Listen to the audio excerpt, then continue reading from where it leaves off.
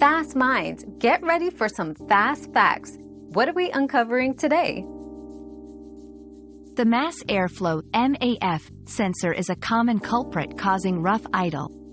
This sensor measures the amount of air entering the engine and is crucial for the engine control unit (ECU) to balance and deliver the correct fuel amount. If the MAF sensor is dirty or faulty, it can send inaccurate information, leading to an imbalance in the air-fuel mixture. This often results in a rough idle, poor acceleration, and sometimes increased fuel consumption. Cleaning or replacing the MAF sensor can resolve these issues, improving engine performance and efficiency.